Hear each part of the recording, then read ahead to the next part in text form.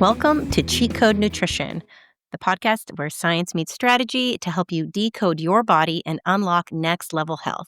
I'm your host, Ellie Young, functional nutrition practitioner and genetic testing nerd, here to guide you through the real root causes of fatigue, stubborn weight, hormonal chaos, and mystery symptoms the traditional system shrugs off. Whether you're optimizing for longevity, performance, or just want to feel like yourself again, you're in the right place. Around here, we don't guess, we test. We use functional lab work, genetic nutrition, and a no BS approach to precision wellness that works with your body, not against it. If you're ready to ditch the one size fits all protocols and start working with your actual blueprint, this is your cheat code. Let's get into it. Hey, everybody, and welcome back to Cheat Code Nutrition. Today's episode, the 80-20 nutrition game with kids, what I prioritize and what I don't sweat.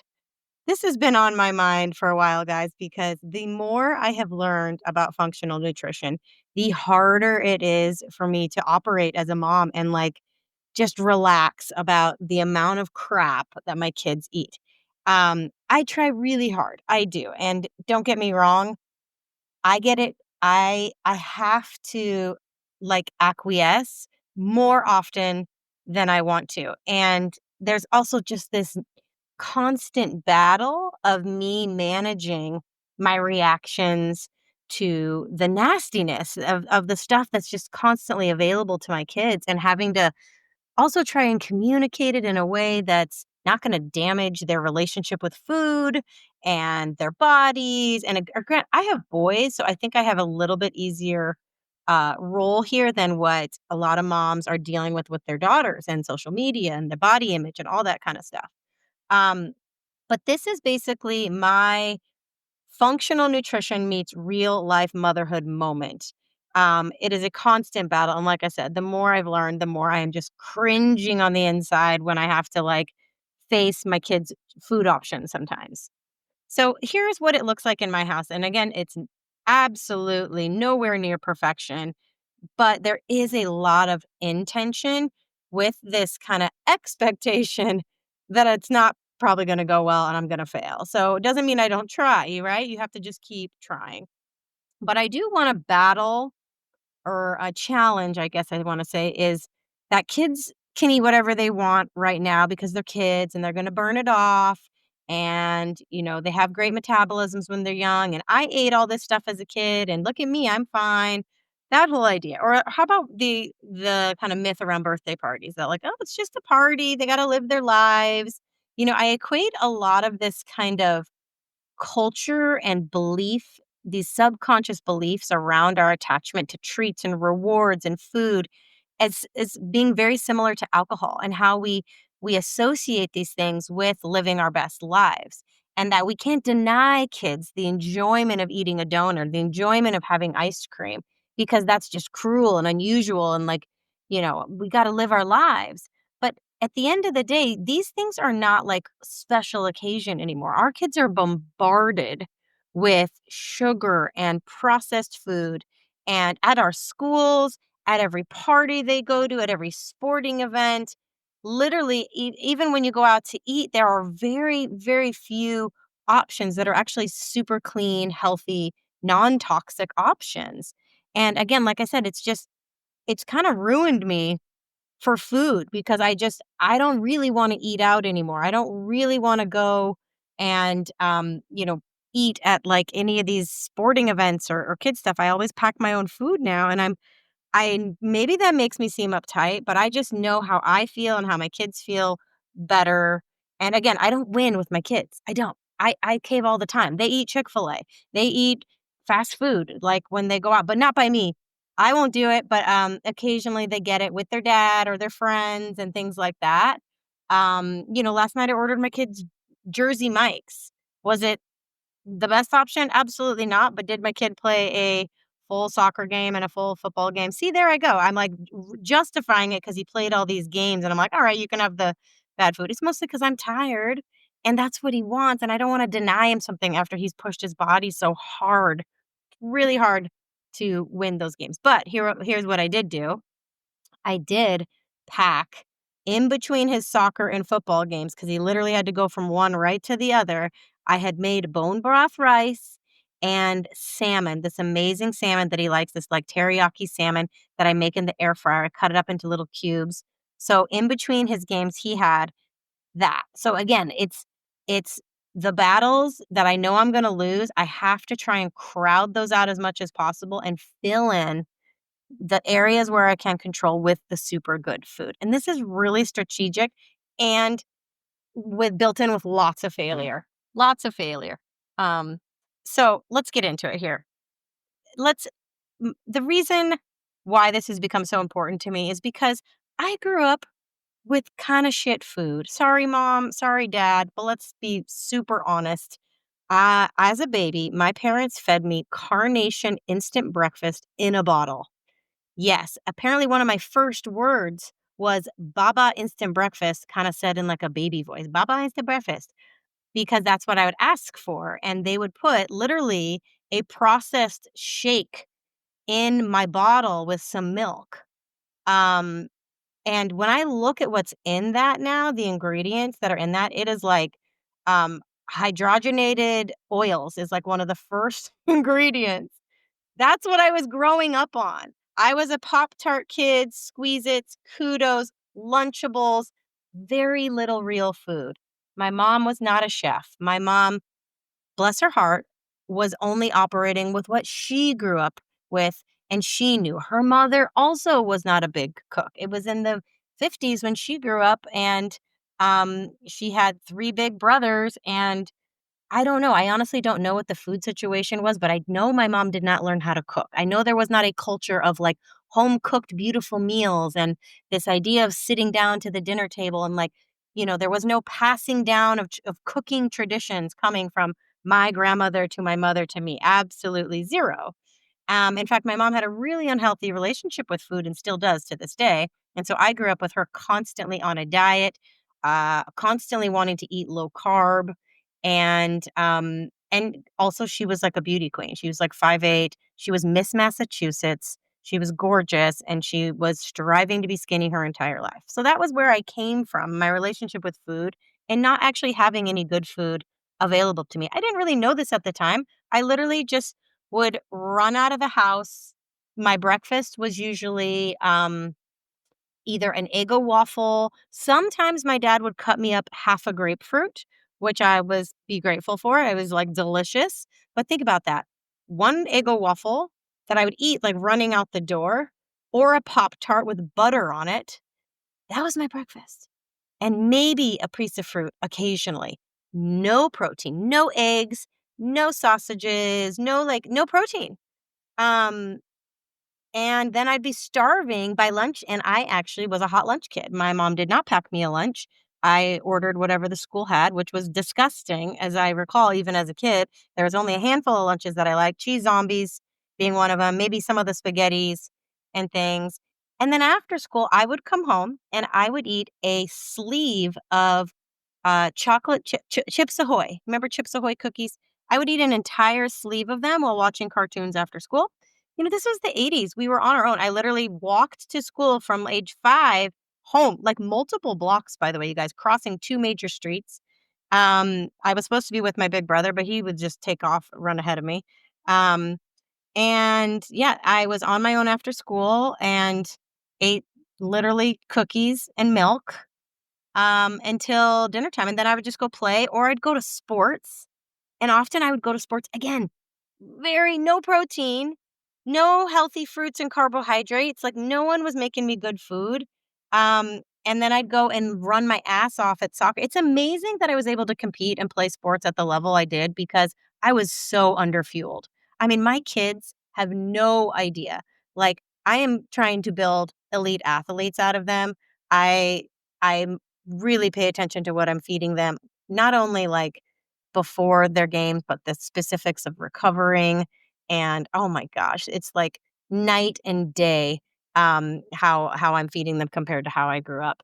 And what's even crazier is now I know their genes. Now I actually know on a foundational level the nutrients that their body might be struggling to make or to metabolize and all these things. And so I am now able to really fine tune what I feed them. And it's not crazy. Again, I'm not feeding them like super macro specific diets, but I am focusing on specific nutrients and stuff.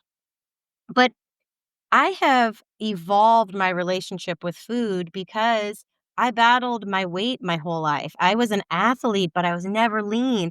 And again, it's because my genes, now that I know my genes, are kind of fat kid genes. I have pro inflammatory fat genes. I have weight loss resistant genes. I basically have the genes that build an obese person. But because I was so active as a kid and because I started paying attention to my diet, probably in my sophomore year of college when I had gained the freshman 15 and that my soccer, even at that intense level of soccer, I couldn't keep the weight off. And then I started like healthful, like not healthily dieting, right? Really trying to basically just cut calories in weird ways. And you know how every girl goes through that in college, like all the nasty diet tricks that are super unhealthy. Um, I would say I had disordered eating, but I didn't ever really qualify as an eating disorder because let's be real, I actually never got skinny.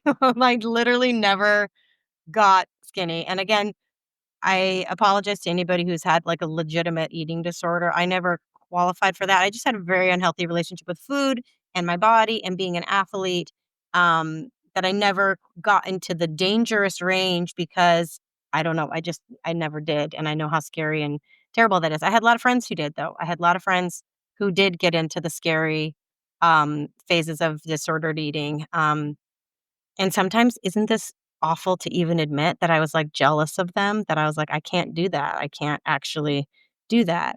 Um, and now here I am, again, evolved into this new place of where I see food as healing. I see food as messages to my body. And now I look back at all the different things that I tried along the way, not knowing that my genes were really, really working against me and that I was kind of like given the short end of the stick when it comes to genes and weight loss. But had my parents fed me better food, had they put better inputs in, those fat forming genes would have been down regulated. They wouldn't have been keyed up and turned on and started storing all that fat.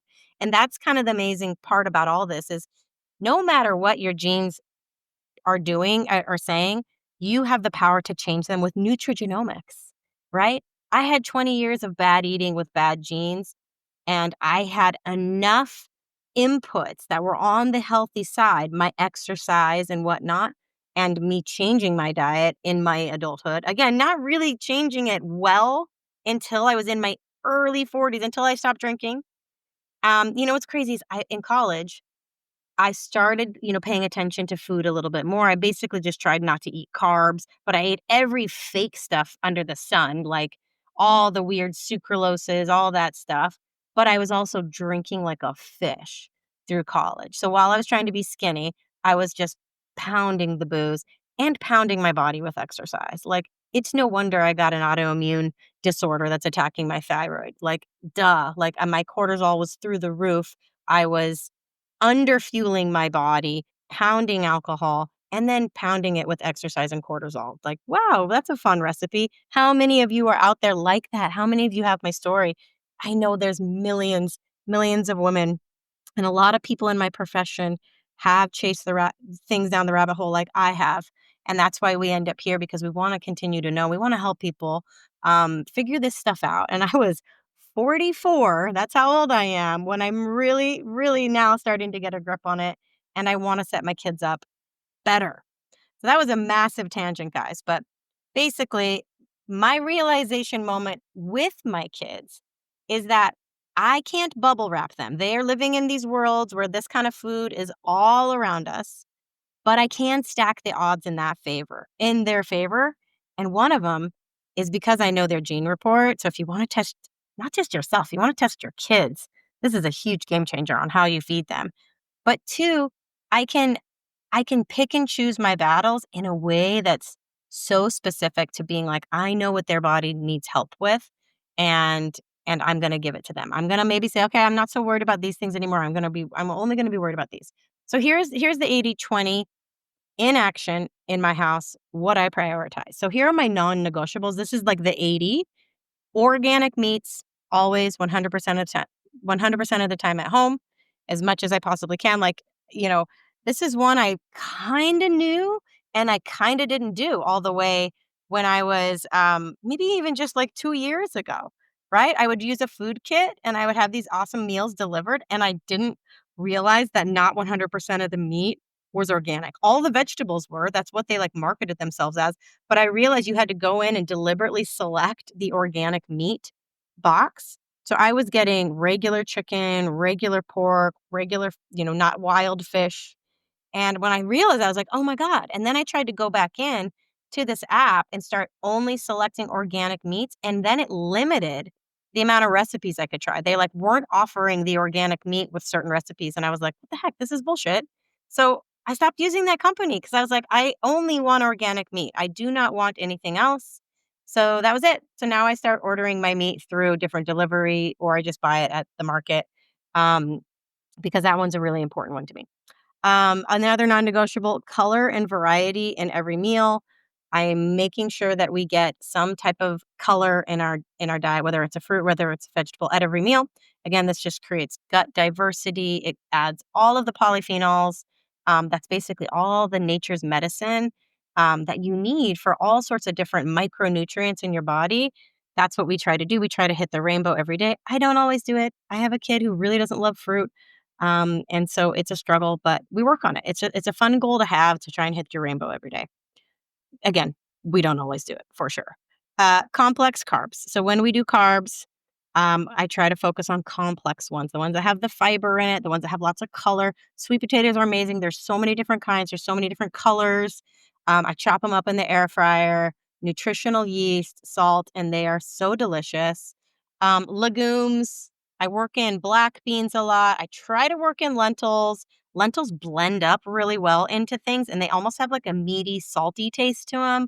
And my kids love and hate that. Sometimes they can't tell. Sometimes they can tell and they get super annoyed and make me throw everything out. So, you win some, you lose some.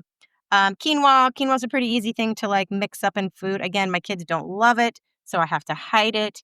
I do a lot of rice made with bone broth, and that is delicious. It's super healing. It's got all that collagen, all that added protein. So it's not just a starchy, quick carb, but actually that's actually what I'm after when I'm giving them that type of rice, because a lot of times they're going to sports. So I want them to have an easy to digest and to break down carb that is going to give them quick energy.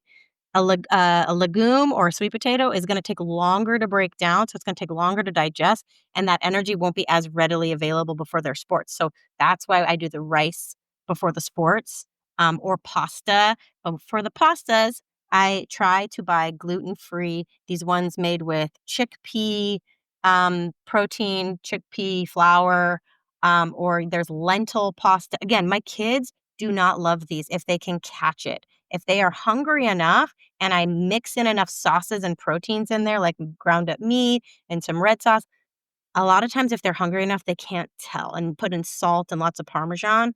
But when they do tell, a lot of times they'll just be like, "Bleh, I won't eat this." So again, win some, lose some, win some, lose some. Supplements. I do give my kids supplements, and mostly we are focusing on a couple key ones. One of the ones I do, because both of my kids have high methylation needs, which basically means they do not metabolize folic acid into 5-methylfolate, which is the form your body needs it in order to perform methylation, which is basically like the foundation to like energy throughout your body, your brain processes, hormone balance, all these different things, right? So I do give them, I make sure that their multivitamin has 5-methylfolate in it. Do not just copy what I'm doing, you guys.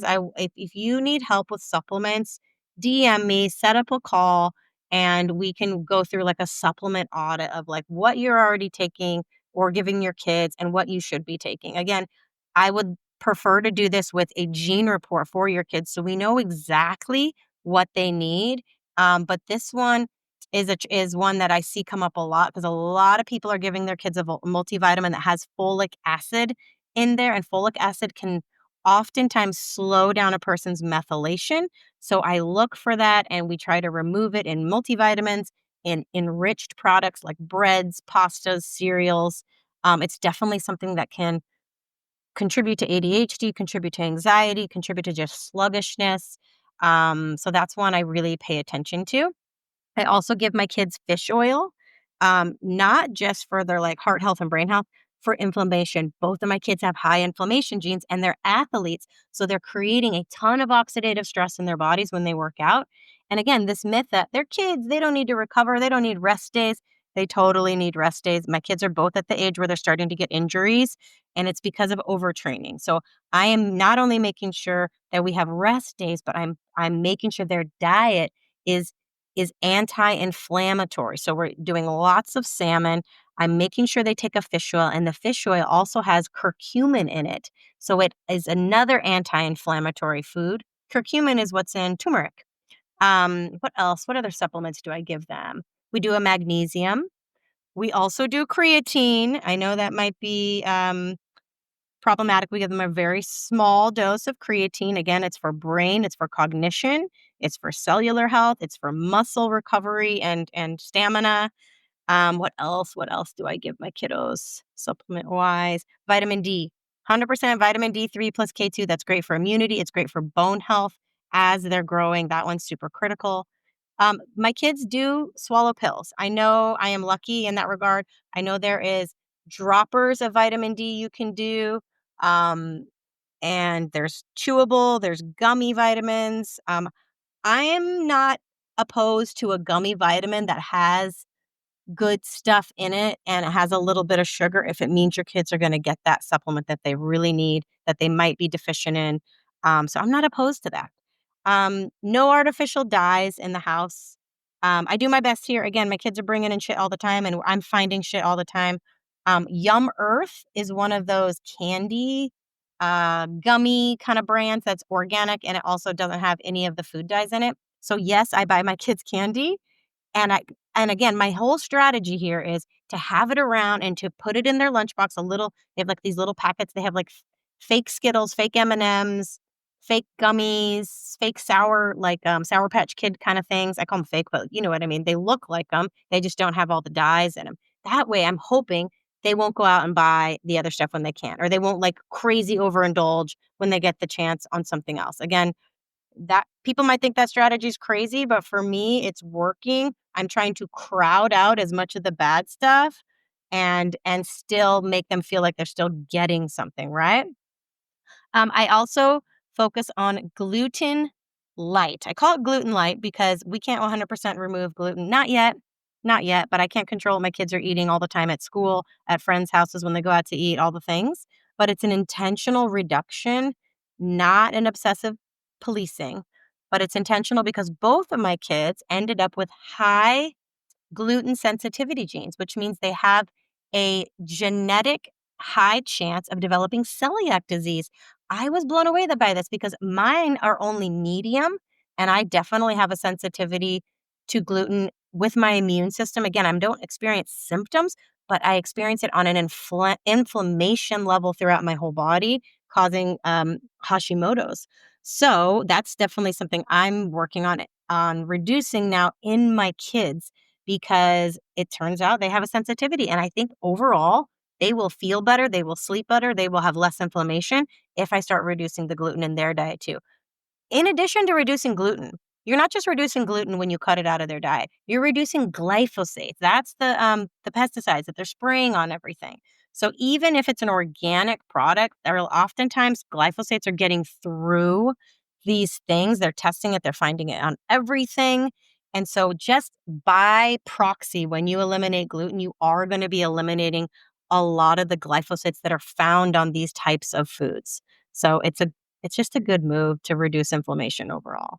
And again, I do a crowd in approach. I don't say no candy. I say let's see what we can add so that they don't crave candy as much. So I try to add a bunch of like yummy, sweet, tasting types of things. I use honey, I use maple syrup so that we avoid these cravings for sugar in other places, right?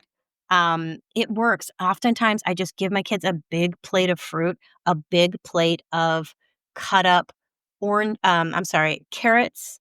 I do the rainbow carrots that come in 3 different colors. Cucumbers, I drizzle them with olive oil and sea salt. One of my kids loves that. He'll eat an giant cucumber with that. And then I do try and create the rainbow in like a fruit plate when they get home after school. After school is one of the best opportunities to feed them because they are so hungry, right? And hunger is the best like medicine, right? They won't pick as much. They won't be like, I have one kid that smells everything before he eats it. Like I'm trying to, I don't know, pull a fast one on him, poison him. He's just like, what does this smell like? So if it doesn't smell good, if it has any sort of weirdness, he's gonna like say no to it. I have another kid who just outrightly says no to anything new. That's Benji, the younger one. But that kid will eat meat like nobody's business. He is a hungry, hungry hippo. And my other kid's like a total grazer, he'll just snack on fruit and veggies all day and doesn't love protein as much. He's not a big hearty protein eater. It's difficult, right? This mom job is difficult to feed him. So I do have leniences. Here's my 20. And again, it kills me, but again, you have to have balance. You have to let them live their lives. But again, it's just like the alcohol message. It's educating them that is this the way we reward ourselves? Is to overindulge on food that makes us sick, quite literally makes us sick, right? Birthday parties, team dinners. Don't get me wrong. I'm not packing like a bag of kale to the soccer tournaments. But I do pack a lot of electrolytes. I pack chia seed puddings. I pack all sorts of healthy food, but my kid 9 times out of 10 will deny me, shut me down, and I end up just spending a lot of money feeding his teammates, which that's okay. That's okay. If his team plays well, that means he does better and it all works, right? It all works. I'm like the unofficial team nutritionist. I'm slowly stepping into this role, trying to not like offend anybody, but just like, hey, everybody, this is what you need to do. Like, it's awkward, but I like it. I'm doing it. And eating out is also, we order actually a lot and we can't control it. We do as best as we can with what we order. We try to order from healthy places and not like total nasty places, but we don't know if the meat's organic. There's like one restaurant that I know, and even then it doesn't really advertise it. Like, you have to, like, dig deep to be like, "Is this meat, like, where are you getting your meat?" Like, how lame is that? In this day and age, it's really difficult to eat out and know that you're not getting, like, crap meat and, like, non-organic vegetables that are full of glyphosates. Ooh, here's a party trick. Love doing this, I love learning this, actually. Sulforaphane broccoli seed extract, it's called sulforaphane. Take it before you go out to eat or when you know you're going to expose yourself to things that you wouldn't normally get in your diet if you're like cooking at home, right? So like more of the glyphosates, more of the bad seed oils, anything that's kind of rather toxic that is just kind of coming in through the food when you eat out or maybe when you're traveling and whatnot. You take it, you should take it daily regardless, but take extra when you go out to eat, take it before. And what it does is it actually kind of helps create a lining in your gut to help minimize the toxin exposure and to help you detox it more quickly. So that's just a fun little trick. Up your broccoli seed extract. And broccoli seed extract does not just mean like, yes, you can eat broccoli seeds or like sprouts. That has the highest amount of sulforaphane. You could eat broccoli, chomp, chomp, chomp. That's what actually releases the sulforaphane in it, is when you crunch it with your teeth. So you don't want to overcook it. You don't want to char it. But the best way to get this compound is to take a supplement, because you would have to eat like 10 pounds of broccoli in order to get the amount that's coming through the supplement. I think it's a supplement everyone should be taking. It's tied to phase 2 detox. It really helps your body. And so there's just a fun little party trick. I actually give my kids broccoli seed extract, especially when they go to birthday parties, especially when we're traveling, especially this time of year and when all the sicknesses are going around. That's something I really focus on. So, um, how does this actually show up? Um, when we shop, okay, so I mostly buy everything online. I do not like grocery shopping. It's very inefficient to me. My husband does love to grocery shop. I try to educate him as best as possible, but he's the treat buyer in the house, and he also he's super impulsive at the grocery store. He likes to buy random sauces and random, like, weird frozen party food, like appetizer food that you would, like, heat up and serve, like, as appetizers, like bacon wrapped something or others. And I'm like, "What?" And he's like, "You just maybe the kids will like this after school." And I'm like, "Okay." And so he's not a big food label reader. He does okay. Again, everything I learn at like Mach 3 pace, and then I try to teach my husband, and he learns it at more of like a normal pace, and it'll take him months to like adopt my thing. And again, I just have to let him learn at his own pace. And he still is part of this. Instead of like the 80-20 rule, he's probably more like the 50-50 rule. Um, yeah. So we're tag teaming it. My stress levels around it have to be buffered by his kind of laissez-faire attitude, and somehow in the end it works. But don't get me wrong, but there are fights. There are fights about it. But I'm reading labels for folic acid, dyes, preservatives. Watch out for carrageenan. That's a fun filler that's in a lot of like healthy nut milk alternatives. Even like kids' protein drinks, like some of those Fairlife shakes that I was giving my kids religiously till I found out there was carrageenan in them. It's like, damn it, gosh darn it, it's another thing that's banned in other countries, and it's just rampant in our products here. It's like, man, um, getting them to eat things. Okay, here are some strategies that work sometimes, always with the caveat of sometimes. Texture matters more than taste for some kids. I definitely have a kid that texture matters a lot to, and that smell matters a lot too. The choice illusion, letting them pick between two healthy options, right? We played the rainbow game a lot. What color are you missing today? All right, what can we eat that's going to have that color in it, and letting them pick. I use a lot of smoothies. I use a lot of broths or like soupy type things, like blended up veggies for the hard to sell stuff like that. I can like blend up and hide in there. On the road, athlete food, I am always pre-packing meals that they can have beforehand. Again, I'm trying to follow this 4-2-1 rule. 4 hours before the meal, I mean the sporting event, you want to have a full meal. 2 hours out, you want to just have easy to digest carbs. 1 hour, it's like electrolytes and sugar, glucose, things like that.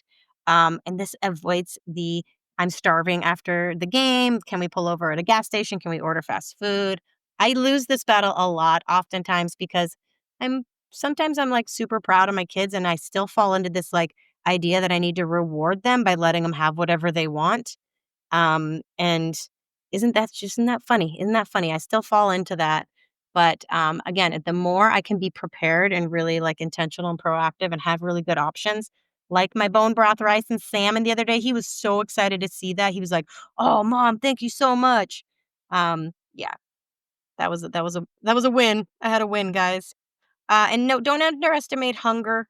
Kids will eat well when they're truly hungry. The gene report. This is a game changer, you guys.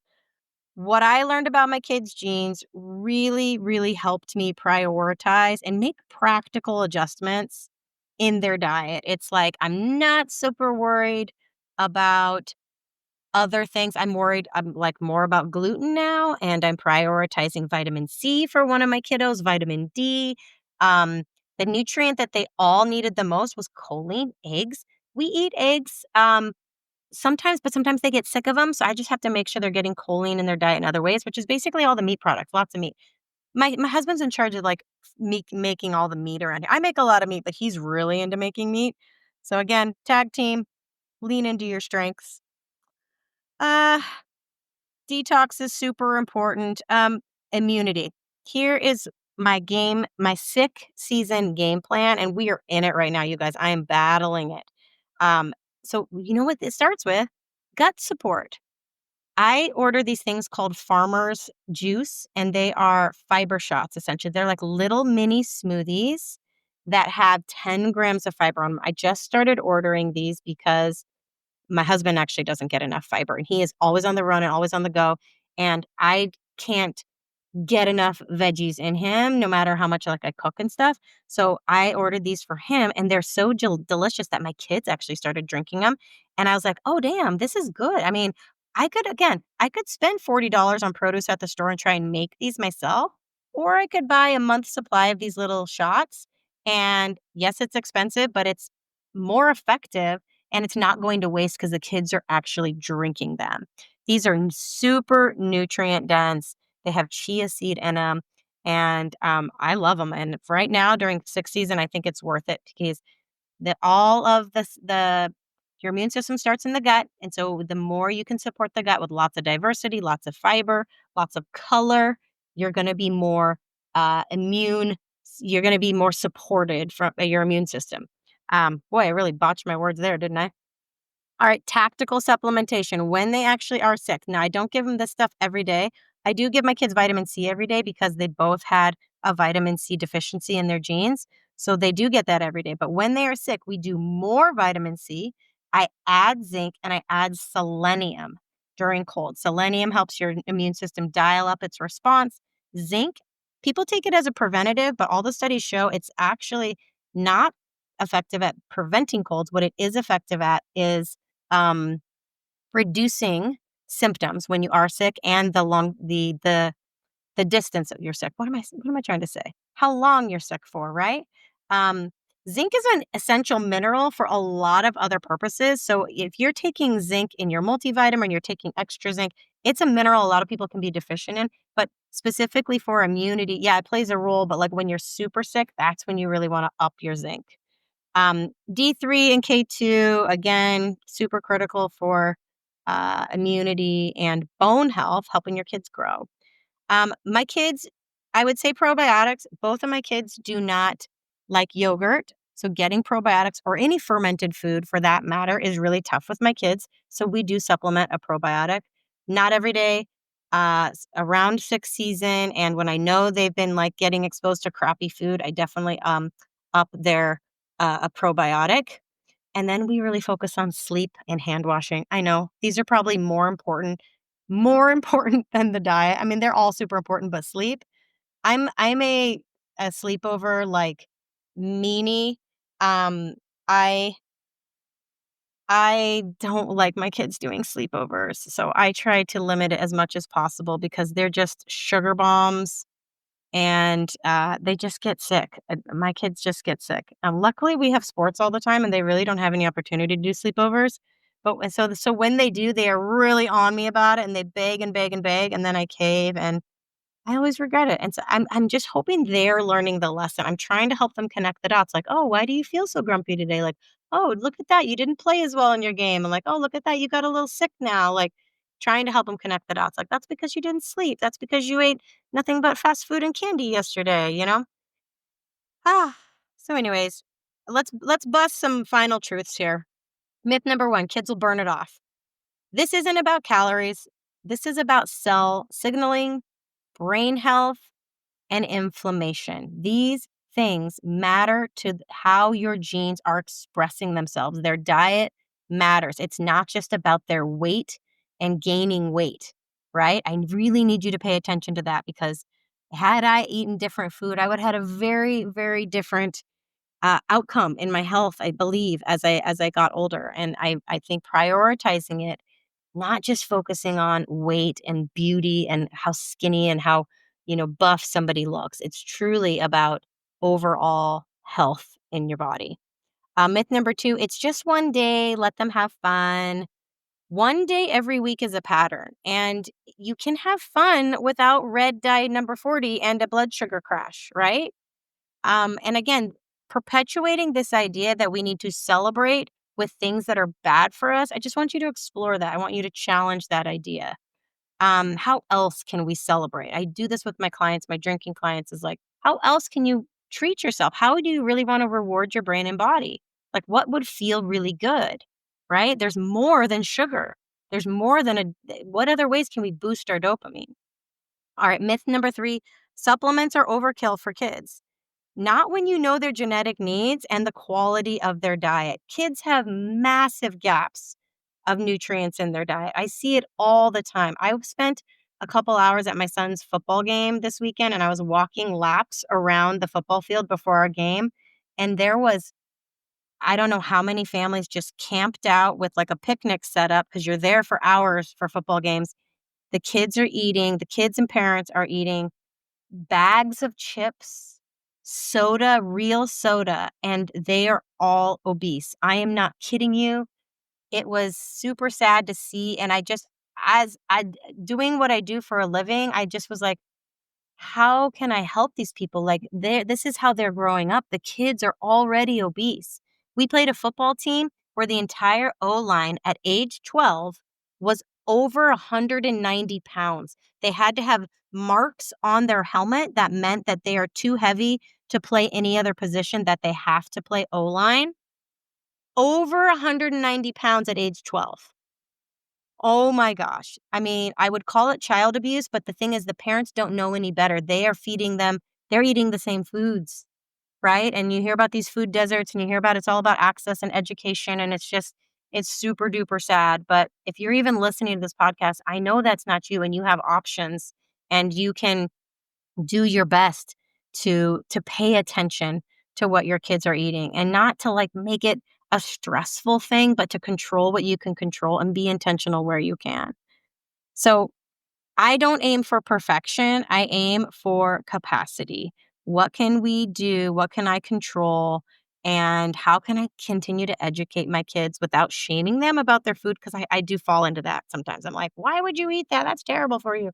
Um, the goal isn't to control every bite, but it's to build resilience, it's to build awareness and habits and help them connect the dots. So I would love to know, what is your 80-20 rule, right? And I want to challenge you to do a crowd it out challenge, or crowd it in. Let's do crowd it in. I encourage you to add 3 new colors to your kids' plates this week. How can you work? How can you play the rainbow game and be like, hey, we want to try and get a food of every color in the rainbow every day? And if there's a particular color you struggle with, challenge them to say, how can we try to get this in a couple times this week, right? Try also swapping like one processed snack for a nutrient dense one that they'll actually eat. So you can Google this. There are countless ideas. The idea is to just try to get creative, to get educational with your kids and to laugh about it, just to be like, hey, we are blessed that we have all these food options and we know better, we know enough that we can actually do make a little difference. And just think about your genes. Think about your genes are taking in the information you give it via food and deciding whether they're going to express inflammation in your body or is it going to express healing in your body. That's the choice we have with our food. That's what nutrigenomics is all about. And that's what I focus on with my clients, to empower you to see food in a completely different way. And it works. It totally works. And I love it. I love doing what I do.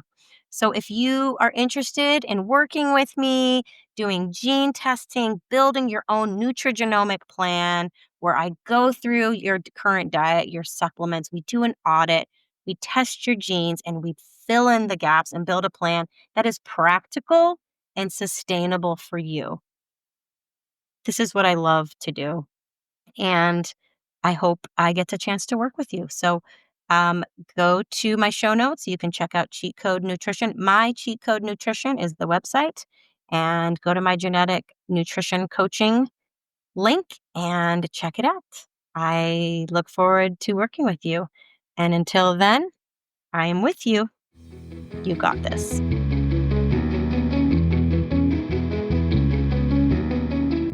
Thanks for tuning in to Cheat Code Nutrition. If today's episode sparked some curiosity about what your genes are trying to tell you, grab my free guide, 5 Genes You Should Know to Optimize Your Health. It's linked for you in the show notes. And if you're ready to skip the guesswork and start working with your actual blueprint, check out my genetic nutrition coaching offer, also linked in the show notes. Your next level of health might just be one test away. Until next time, stay curious, stay nourished, and don't forget, your body's not broken. It just speaks a different language. Let's learn to speak it fluently.